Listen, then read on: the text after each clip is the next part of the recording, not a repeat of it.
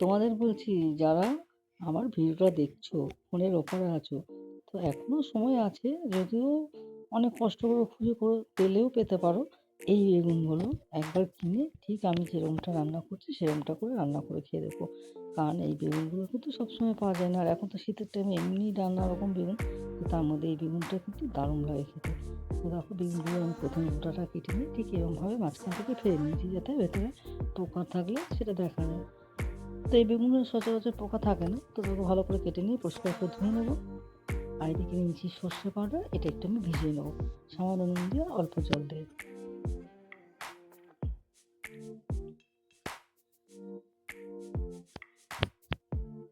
আর নিয়ে নেবো কিছুটা টক দই, দিয়ে ভালো করে ফেটিয়ে রেখে নেবো। একবার ট্রাই করে খেয়ে দেখে তারপর আমাকে জানাবে কেমন লেগেছে। হাত চিটে খাবে পুরো, এতটাই টেস্ট হয় খেতে এটা। তো এটার জন্য নিয়ে নেবো আমি সর্ষের তেল, আর তেলটা দিয়ে গরম হওয়ার পরে দিয়ে দেবো বেগুনগুলো, আর সামান্য নুন হলুদ দিয়ে বেগুনগুলোকে সুন্দর করে ভেজে নেবো।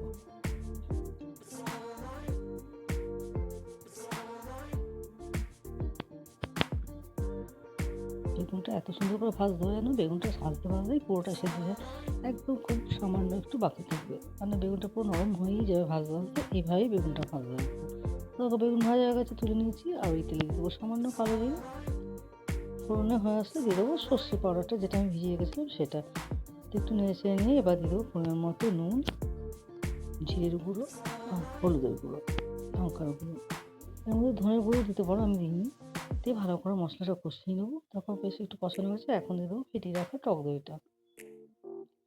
আর গ্যাসের আঁচটা কিন্তু কমেই মশলাটা কষাবো।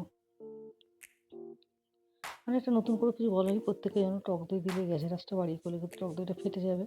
আর দিয়ে দেবো সামান্য মিষ্টি। তো ভালো করে মশলাটা কষানো হয়ে গেছে, এখন দিয়ে দেবো সামান্য পরিমাণে জল।